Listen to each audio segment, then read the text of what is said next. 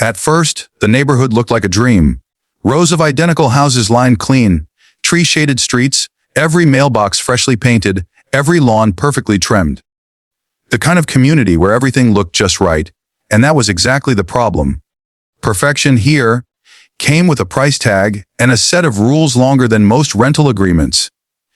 It was the kind of place run by people who loved control more than community. When the narrator, let's call him Mark for clarity, moved in, he thought he'd found peace. After years of city chaos, this quiet suburb felt like a sanctuary. The HOA's glossy brochure promised a well-maintained neighborhood where property values thrive. Mark had no reason to think that sentence was anything more than marketing fluff. But behind the smiles at the welcome meeting and the polite good mornings from board members, the seeds of control were already planted. The HOA was less of a community association and more of a small-town government, complete with politics, favoritism, and power games. For the first few months, everything seemed fine. Mark followed the rules. He mowed his lawn twice a week, kept his trash bins hidden, and even repainted his fence to match the HOA's color code. Then came the first letter. It looked official, typed on HOA letterhead with bold print and a threatening tone. Notice of violation. Unapproved modification. The alleged crime. Mark had replaced 2 light bulbs on his porch with energy-efficient LEDs. The HOA claimed they weren't the approved hue for the neighborhood aesthetic. He laughed it off at first. Surely it was a mix-up. He sent a polite email explaining that the lights were nearly identical in color.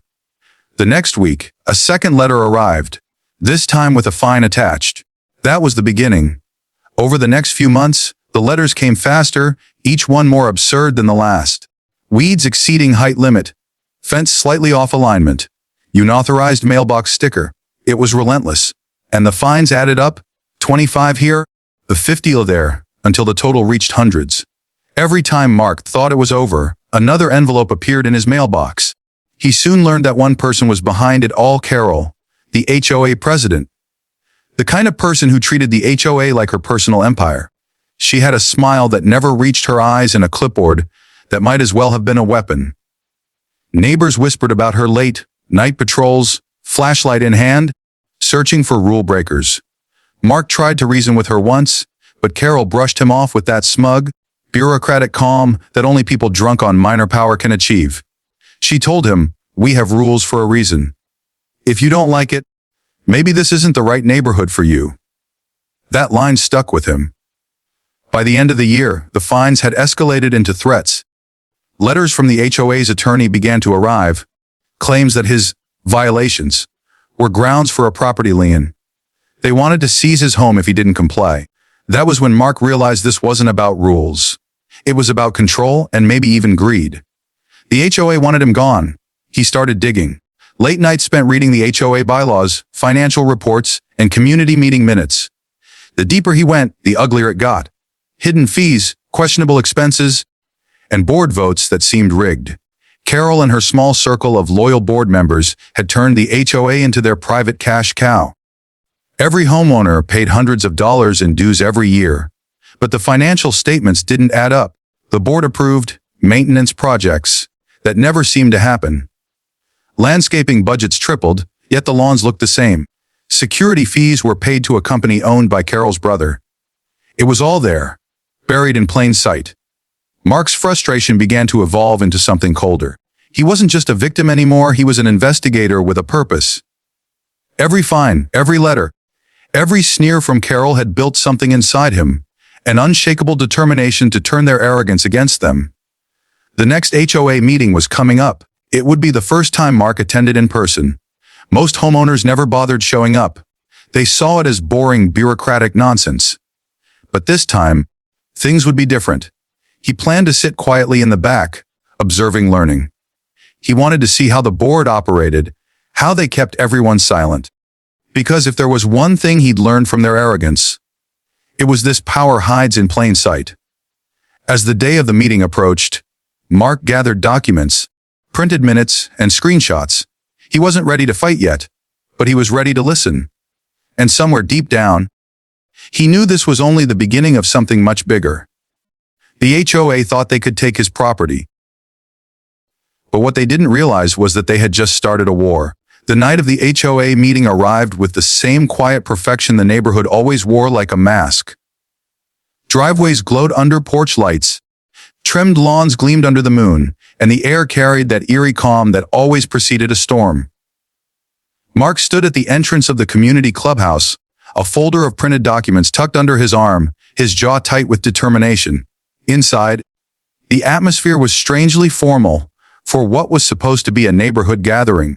Rows of folding chairs faced a long table where the HOA board sat like a panel of judges. At the center was Carol, her posture straight, her face frozen into an expression of self-importance. To her right and left sat the other board members, the treasurer, the secretary, and two large members who looked like they'd rather be anywhere else. A few homeowners filled the seats in the back, chatting quietly. Most were older, polite, and tired, people who had long accepted that the HOA was untouchable. They were there to listen, not to challenge. That's exactly how Carol liked it. Mark took a seat in the back row and began to watch.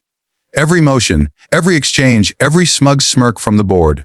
He realized quickly that this wasn't a meeting, it was a performance. Carol controlled the flow of conversation like a conductor. When residents spoke, she smiled, nodded, and redirected the topic before anything uncomfortable came up. When questions about spending arose, she called on the treasurer for vague answers that sounded official but meant nothing. The treasurer's report was the first red flag. The HOA had supposedly spent $38,000 on landscaping improvements in the last quarter. Yet Mark had walked the neighborhood every morning. Nothing had changed. No new flowers, no deep irrigation, not even a fresh patch of mulch. Where had the money gone? Then came security enhancements. Another $12,000. The board boasted about installing new cameras and hiring a private patrol service. But the cameras didn't exist, and the security service was just a name. The same company owned by Carol's brother. Mark had confirmed it through a simple online search. He kept quiet, taking notes, recording the meeting on his phone from his lap. Each revelation hardened his resolve. After the financial portion, the board moved on to violations. Carol read them aloud one by one like charges in a courtroom. A cracked driveway here, an overgrown hedge there, a non-compliant flagpole, and finally, she paused with almost theatrical relish. Property 214, repeated non-compliance with HOA exterior guidelines. Owner has failed to address multiple violations despite notice and fines. Mark felt every head turn toward him. Carol didn't name him directly, but everyone knew. Her lips curled slightly as she continued reading, her tone full of self-satisfaction. It wasn't about rules anymore. It was about dominance. She wanted to humiliate him publicly, to make him a warning to anyone else who dared question her. When the open forum portion began, a few residents voiced minor complaints, potholes, broken sprinklers, and mailbox maintenance. Each time, Carol's answer was the same polished response. We'll review that in our next session. Nothing ever actually changed. When Mark's turn came, the room went still. He stood holding his folder, and for a moment, his voice stayed calm. He didn't shout, didn't accuse. He simply asked questions. He wanted clarification on the landscaping budget. He wanted details about the security contracts. He asked for copies of vendor invoices, as permitted under the HOA's transparency laws. The room shifted uncomfortably. Carol's expression tightened. She responded with that professional politeness that only thinly masked her irritation. Toe's records aren't immediately available, she said. And questioning board decisions in this setting isn't appropriate. But the damage was done. The homeowners in the room were listening now. For the first time, they were hearing words like budget discrepancies and vendor accountability. Mark could see the doubt forming in their faces, small but visible. Carol moved quickly to end the meeting, cutting off further discussion. The board members avoided eye contact as they packed up their papers, pretending not to hear the murmurs growing among the crowd. As people left, one older man approached Mark quietly.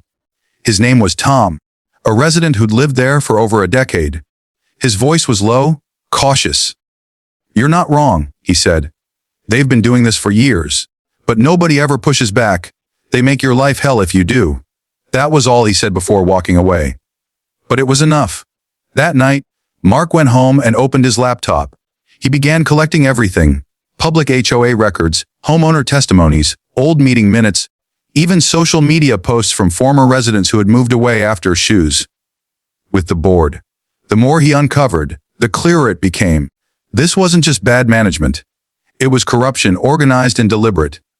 He learned that the HOA operated as a non-profit corporation, which meant its financial records were public to any member who requested them. He also discovered that the board elections had been quietly manipulated for years. Ballots mailed late, nominations lost, and voting sessions conveniently rescheduled when fewer people could attend. Carol and her inner circle had kept control by design. It was a rigged system, but one built on a fragile foundation of apathy. That night, as Mark looked over the mountain of data on his screen, he realized he couldn't fight this by arguing fines or appealing violations.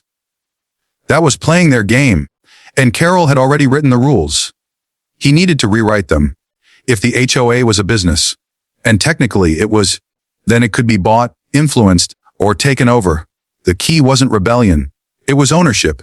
The path ahead would be long, and it would require patience, money, and strategy. But if he could gather enough homeowner support, expose the corruption, and maybe even acquire a controlling interest through unpaid dues and proxy votes, then he could flip the entire system on its head. Carol thought she owned him. She had no idea how wrong she was.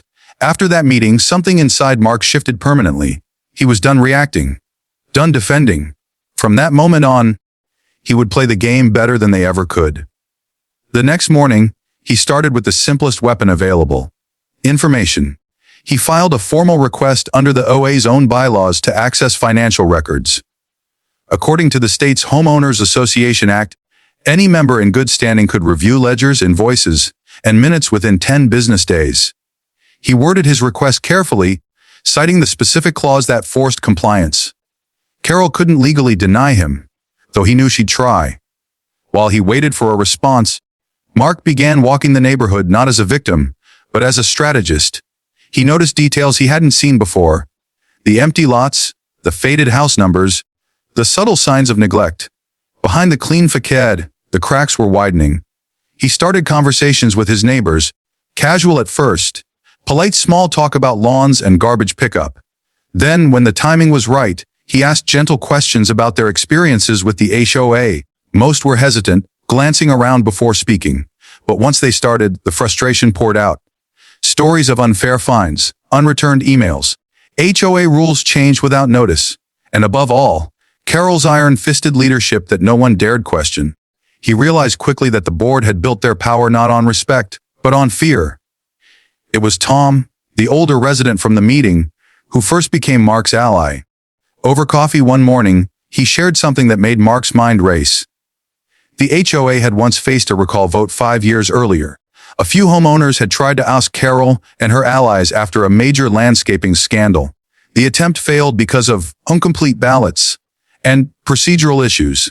In truth, Carol had simply buried the process in technicalities. But the idea of a recall stuck in Mark's head like a seed. If it had been possible once, it could be possible again. Days later, Carol responded to his request with defiance. The email was curt and dismissive, saying that the board would review his inquiry at the next scheduled session, and that the requested documents were not immediately accessible. It was a stall tactic, plain and simple. That same night, Mark wrote a formal demand letter citing noncompliance with transparency laws. He copied the state's Department of Consumer Affairs, the division that regulated HOA conduct. He didn't expect a miracle, but he knew this. Carol had just been put on record. The pressure had begun. Meanwhile, Mark began building his quiet network. Every evening, he visited 1 or 2 neighbors. He never led with anger, only facts. He showed them printed budget sheets, screenshots of duplicate vendor payments, and maps of maintenance zones that didn't exist. The evidence was impossible to ignore. At first, people were skeptical. Then they became curious. And eventually, they became angry. It turned out that dozens of homeowners were behind on their dues, not out of laziness, but protest. They were tired of paying into a system that gave them nothing. Many of them didn't realize that unpaid dues represented votes, influence that could be redirected if managed correctly. Mark discovered that in their HOA, voting power came from membership shares tied to property ownership. Homeowners who didn't participate often signed over proxy rights to board members, usually Carol. That's how she had kept her majority control. But what if those proxies changed hands? Mark started collecting them quietly. Every homeowner he met who complained, he offered an alternative. He promised transparency, fairness, and reform. He didn't need to promise miracles, just sanity. All he needed was a signature transferring their voting proxy to him. One by one, he gathered them, 20, then 30, then 50. Each signature was another crack in Carol's empire. Meanwhile, he learned more about how the HOA was structured financially. Most of its funds were managed through a single account overseen by the treasurer, who happened to be Carol's cousin. The community itself was technically a non-profit corporation, registered with the state. That meant its governing documents and shareholder rights were public record. Mark paid a small fee for access to the HOA's corporate filings.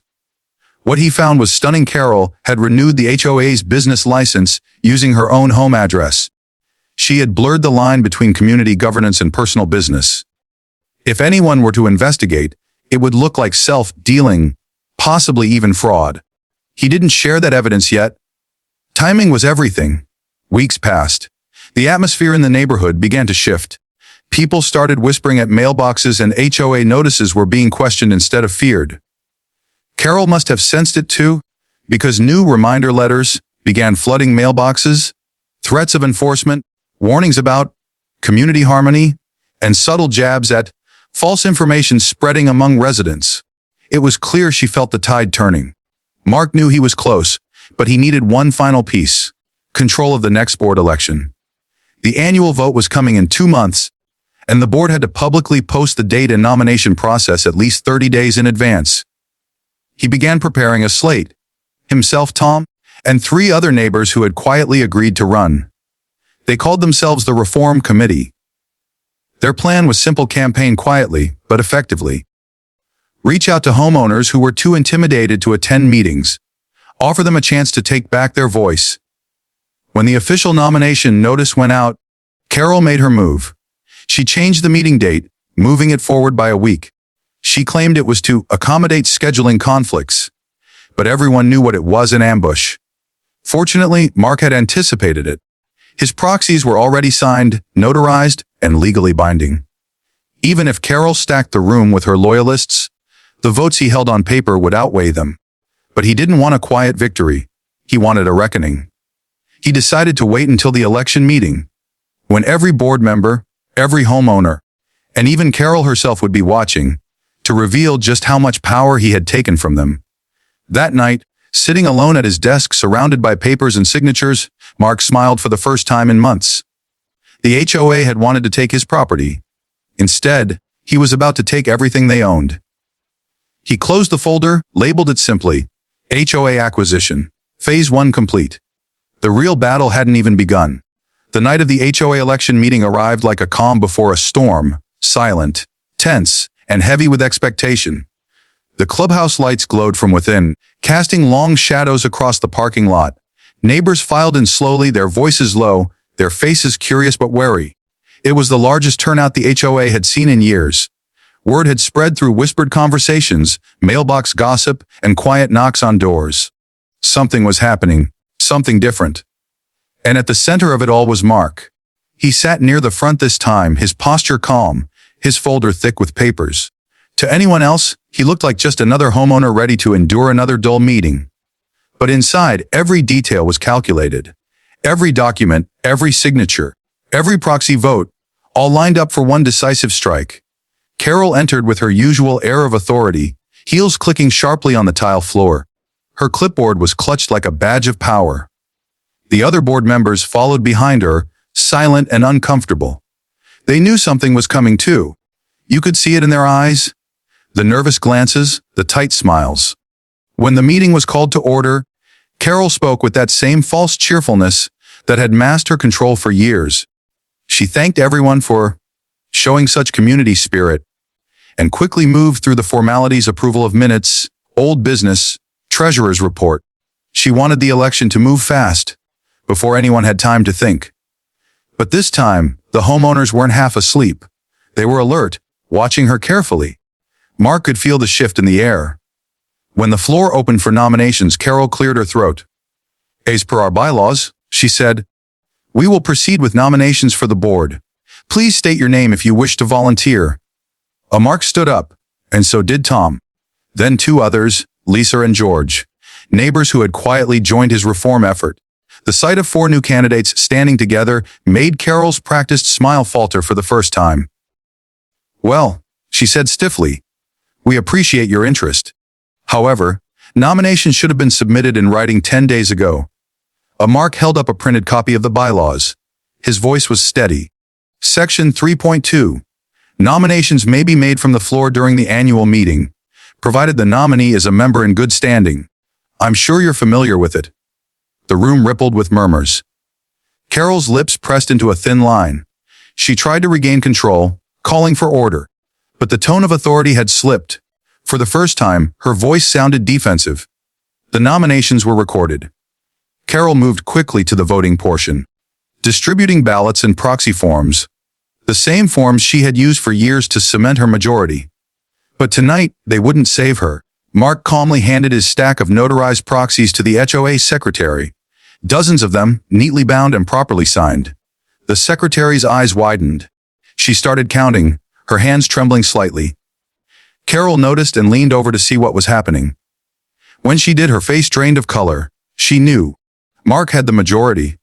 The votes were counted aloud, a formality that everyone now watched in stunned silence. When the numbers were read, the result was undeniable. The Reform Committee had won by a landslide. Carol's reign was over. For a long moment, nobody moved. The board members looked at one another, uncertain what to do. Carol stood frozen, her expression caught between disbelief and fury. Finally, she spoke, her voice sharp and brittle. This election is invalid. Those proxies were obtained under false pretenses. This is manipulation? Mark didn't raise his voice. He didn't have to. His calmness carried more power than her outrage ever could. All proxies were signed voluntarily, he said evenly. Witnessed, notarized, and verified under HOA statute. If you'd like to challenge it, you're free to do so. But as of now, the members have voted. The board has changed. There was no applause, just silence. Heavy electric silence. It was the sound of an empire falling. Carol's composure cracked. She tried to speak, to protest, but her words tangled in frustration. One of the other board members, the treasurer, her cousin, quietly gathered his papers and left the table without a word. One by one, the others followed. Mark stepped forward and addressed the room. His tone was calm, not triumphant. This community deserves transparency, he said. We all pay into this association, and we all have the right to know where our money goes, how our rules are made, and who they serve. From this point on, every record will be open. Every budget, every meeting, every decision, public and accountable. Heads nodded around the room. Relief replaced tension. It wasn't just victory, it was liberation. Carol lingered for a moment longer, her face pale, her fingers tightening around her clipboard, like it was the last piece of her fading authority.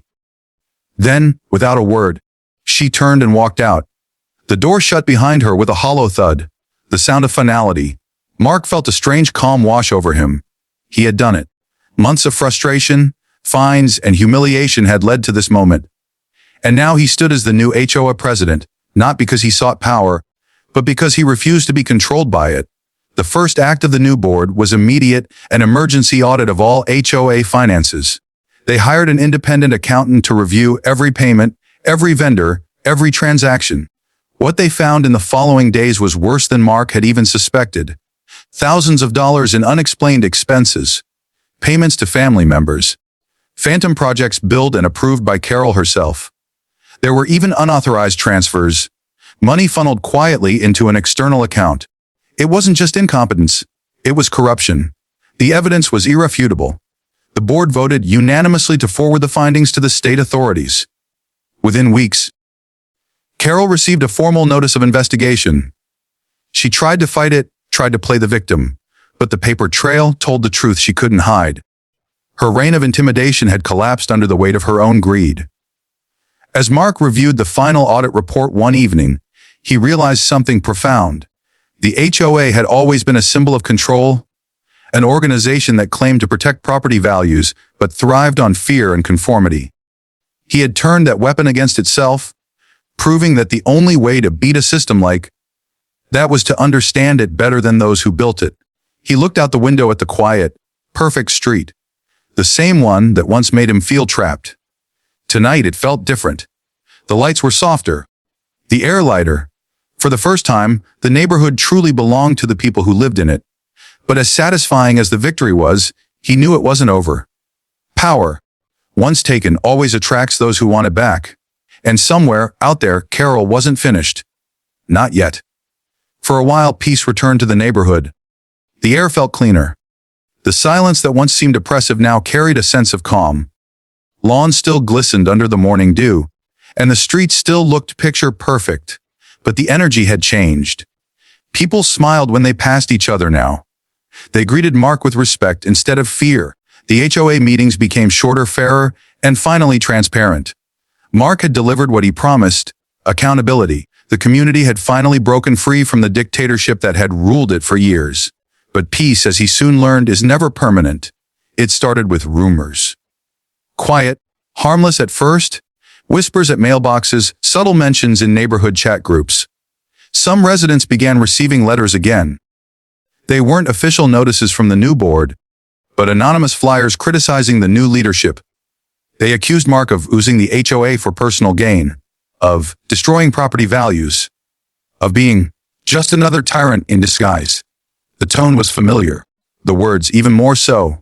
Carol was back. At first, Mark dismissed it.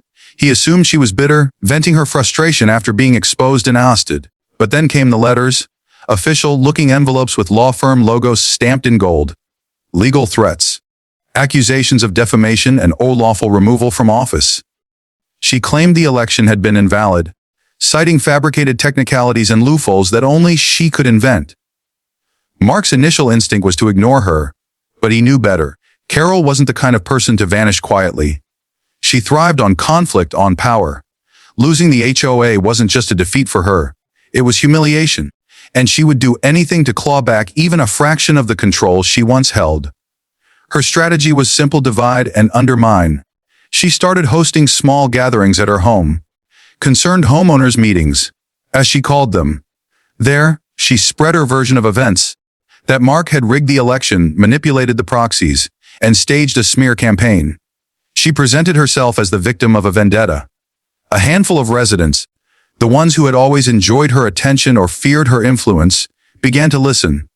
They formed a quiet alliance, a shadow faction within the community, determined to bring her back. Mark saw the signs everywhere. Anonymous complaints filed to the new board, petty disputes reignited, even vandalism, a slashed tire, a broken mailbox, a smear of paint on the new HO office sign. Carol's fingerprints were all over it, but she wasn't just working through whispers and intimidation anymore. She had gone further. She had filed a lawsuit. The claim alleged procedural misconduct, abuse of power, and financial mismanagement by the new HOA board.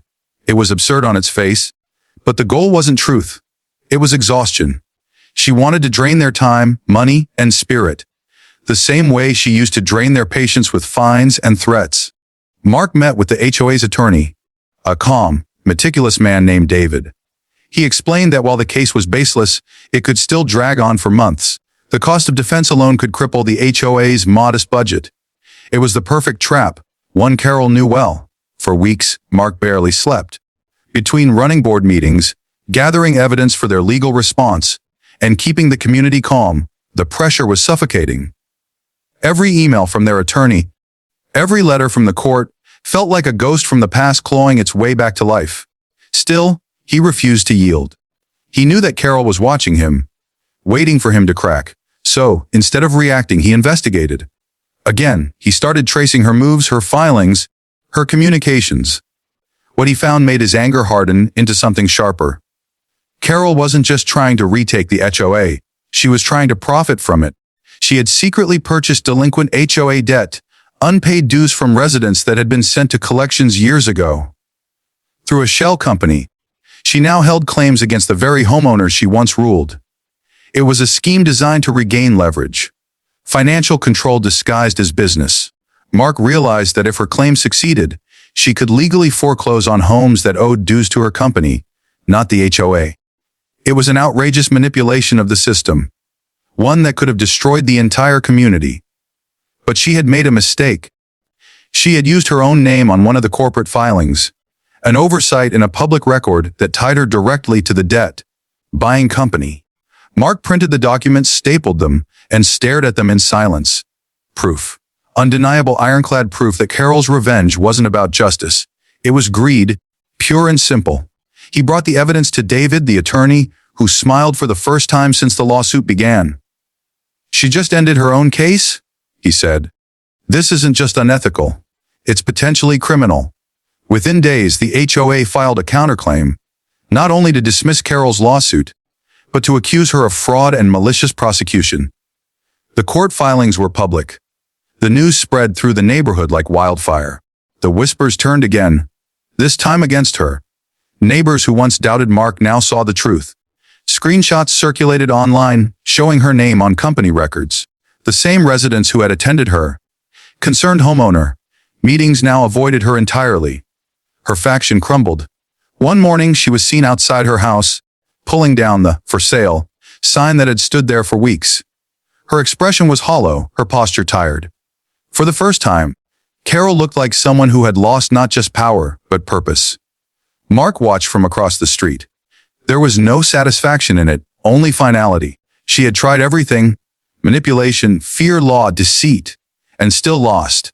But even as she packed her boxes and loaded her car, he couldn't help but wonder, how many neighborhoods like theirs were still trapped under people like her?